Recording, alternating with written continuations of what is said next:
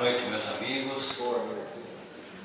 O dia, a noite está fria, o pessoal viajou, mas o importante é que nós estejamos aqui. O importante é que cada um de nós esteja buscando nos tornarmos criaturas melhores. Nós, quando chegamos aqui essa noite, estávamos batendo um papo, passalete com a nossa amiga, e estávamos observando o que está escrito na lousa lá. Alguém escreveu lá que me chamou muito a atenção, que a gente gosta muito de analisar. Analisar, criticar, reprovar e reclamar. Tudo terminando em ar, tudo. E nós precisamos realmente entender por que nós somos assim. Porque a vida é uma bênção que Deus nos concedeu. O fato de nós existirmos é um privilégio. E eu de vez em quando me pergunto, e se eu não existisse? Mas nós existimos. Existimos porque em algum momento de muito amor, porque Deus é amor, em um momento de muito amor e sublime inspiração, Deus nos deu o dom de existir. Deus nos deu o sopro da vida e nós existimos. Mas de um modo geral, a gente nunca está satisfeito. Nós estamos sempre analisando as pessoas, nós estamos sempre criticando, nós estamos sempre apontando o dedo, nós estamos condenando. A gente gosta disso daí. Emitir opiniões, criticar, reprovar, reclamar.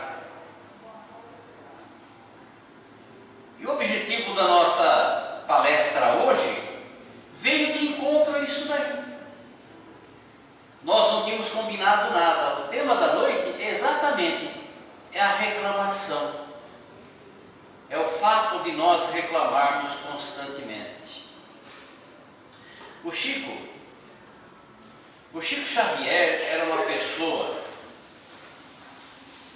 que ele tinha uma vida muito atribulada. Todos os dias, às 6 horas da manhã, o Chico acordava. Acordava às 6 horas da manhã, se preparava, às 7 horas ele estava pontualmente na Fazenda Modelo, a Fazenda Modelo era uma fazenda experimental do governo do estado de Minas Gerais, da Secretaria da Agricultura. E ele era funcionário da Fazenda Modelo, ficava lá perto de Pedro Leopoldo. E ele, 7 horas em ponto, ele estava lá na Fazenda Modelo. Trabalhava o dia inteiro até às 5 da tarde. Às 5 da tarde ele saía e ia para casa. Chegava às 6 horas, tomava um banho, comia alguma coisa rapidamente, porque 7 horas da noite em ponto, o Chico estava no centro. Já havia uma multidão esperando por ele, aquela fila imensa, e o Chico atendia um por um. Até às 8. Quem ele pudesse atender até às 8, muito bem. Quem não pudesse atender, ele entrava às 8 na reunião mediúnica, terminava às 10 horas, das 10 à meia-noite o Chico continuava o atendimento. Até meia-noite o Chico atendia as pessoas. Da meia-noite às 3, o Chico psicografava.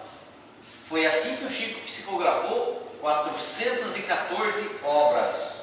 Não é pouco?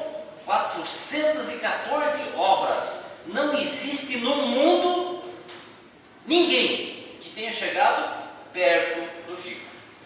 O Divaldo já está no 250, por aí. Mas até 414 ainda vai demorar. Não sei se o Divaldo vai chegar e vai quebrar esse recorde. Mas até às 3 o Chico psicografava. Das 3 às 6 o Chico ia dormir. Porque afinal de contas ele não era de ferro. para despertar no dia seguinte de novo às 6 da manhã. Essa era a rotina do Chico. O Chico que fazia palestras, ele visitava outros centros, ele ia para outras cidades, o Chico era muito requisitado, o Chico estava sempre correndo. O tempo do Chico era escasso. Mas tem um ditado que diz: quando você precisa de alguma coisa, conte com a cooperação de quem é muito ocupado. Porque a pessoa que é muito ocupada, ela vai arrumar um tempo e fazer, porque ela tem compromisso, ela tem responsabilidade. Não peça para um desocupado, porque o desocupado não faz nada, por isso ele é desocupado, porque ele não faz nada. Então o Chico era assim, naquele corre-corre, o Chico sempre arrumava tempo para fazer aquilo que era necessário. O Chico tomou conhecimento de uma senhora que morava nas cercanias de Pedro Leopoldo, era uma cidade pequena, mas tinha regiões um pouco distantes, assim, muito pobres. E ele tomou conhecimento de uma senhora que era viúva e que vivia numa situação de extrema miséria nas cercanias de Pedro Leopoldo. Essa mulher, além de viúva, ela tinha um filho, e o filho que nasceu, aquele filho que ela tinha, ele nasceu cego, surdo, mudo e sem os 2 braços. Então aquela mulher vivia numa dificuldade tremenda, porque ela não podia, a criança era muito dependente dela. E na medida do possível ela fez no quintal da casa dela uma pequena horta.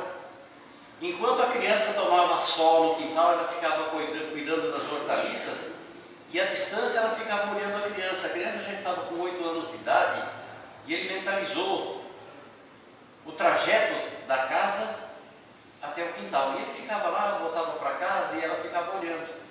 Então ela não podia se ausentar, aquela criança era muito dependente. Mas ela vivia numa situação de extrema penúria. Perto da casa dela tinha um pequeno riacho que passava a uma pequena distância. Esse riacho passava por lá. Quando o Chico tomou conhecimento da situação dessa senhora, ele se compadeceu. Numa das suas andanças, ele ficou sabendo da situação daquela mulher e ajudou-a com cestas básicas. Mas toda vez que sobrava um tempinho, o Chico ia fazer uma visita para essa senhora. A presença do Chico na casa daquela mulher era como se fosse a presença de um ser divino, porque ela adorava o Chico. Quando o Chico chegava lá, ela ficava tão feliz, ela até chorava de alegria pela presença do Chico. Que isso que é gostoso, gente. Não basta a gente fazer a caridade. O Chico ia junto, ele ia de encontro aos necessitados. E essa mulher era uma criatura extremamente necessitada. Então ele não apenas visitava ela. Quando ele visitava, ele levava roupinha para a criança, ele levava mantimentos, e aproveitava a oportunidade para fazer um evangelho na casa daquela senhora. Ajudava ela a dar banho nele. E dizem que aquela criança naquela situação que todo mundo se perguntava: meu Deus, quanta desgraça, quanta miséria. Uma criatura como aquela, numa situação de extrema penúria, ainda havia recebido um filho naquelas condições. O Chico ajudava a dar banho, acariciava a cabeça daquela criança, e dizem que quando o Chico fazia carinho, a criança sorria, possivelmente sentindo aquele carinho que o Chico transmitia com a sua energia de amor. A criança se sentia feliz. E constantemente o Chico, quando podia, sobrava um tempinho, o Chico ia lá fazer a visita. Não fazia apenas a visita, levava as coisas que aquela senhora precisava. Fazia o evangelho, ajudava a dar banho, acariciava aquela criança, segurava a criança no colo, e aquela mãe, aquela infeliz mãe, segurava nos braços aquele filho que era um pedaço de gente, que para ela era o maior tesouro, como se fosse um tesouro que ela tivesse recebido de Deus.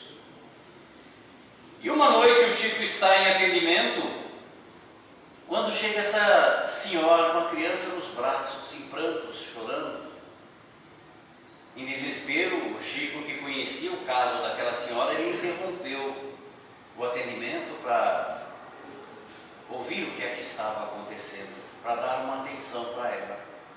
E ela, em prantos, disse para o Chico: ai, Chico, até hoje eu suportei, porque meu filho é um tesouro que Deus me deu e Ele me dá forças para eu continuar vivendo. Mas ultimamente as coisas estão muito difíceis. O meu filho, que já está com 8 anos de idade, enquanto eu fico cuidando da horta, ele fica lá tomando sol no quintal. Ele entra para casa, volta. Mas ultimamente ele não consegue mais andar. Ele não consegue mais ir até o quintal. Ele fica na cama, ele não consegue levantar. E quando ele levanta, ele cai. Se machucou porque não tem como se proteger, não tem braços.